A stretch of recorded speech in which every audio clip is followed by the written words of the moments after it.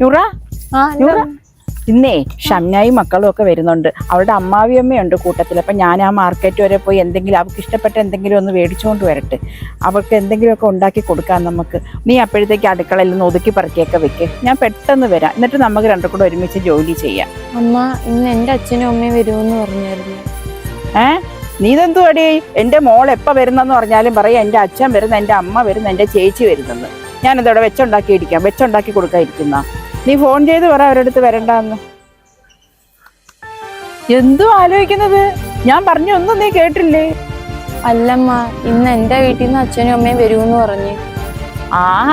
അപ്പൊ വരട്ടടി അവരെല്ലാരും. നീ ഇപ്പൊ ഞാൻ കടയിൽ പോകുന്നതിന് മുമ്പ് പറഞ്ഞത് കാര്യം, അല്ലെങ്കിൽ ഞാൻ പോയിട്ട് വന്നിട്ട് പിന്നെയും ഞാൻ കടയിൽ പോകണ്ടായിരുന്ന. എല്ലാരും വരട്ടെ, എന്നിട്ട് എല്ലാരും വന്ന് സന്തോഷമായിട്ട് തിരിച്ചു പോട്ടെ. ശരി മോളെല്ലാം പെട്ടെന്നൊന്ന് ഒതുക്കി വെക്ക്. അമ്മ പോയിട്ട് വേഗം വരാം. പാവം അമ്മ, എന്ത് നല്ല മനസ്സാ. ഞാൻ തെറ്റിദ്ധരിച്ചു. പാവം എൻ്റെ മോള്. ഞാൻ ഒറ്റയ്ക്കാവൂന്ന് കരുതി അവളെ വീട്ടിൽ പോലും പോകത്തില്ല. വരട്ടെ, എല്ലാവരും വരട്ടെ. അച്ഛനും അമ്മമാരും ഒക്കെ വീടുകളിൽ വന്ന് നിൽക്കണമെന്ന് എല്ലാ പെൺപിള്ളേർക്കും ആഗ്രഹങ്ങൾ കാണത്തില്ലേ? അവരും ഇതൊക്കെ ആഗ്രഹിക്കുന്നതല്ലേ എല്ലാ അച്ഛനും അമ്മയും.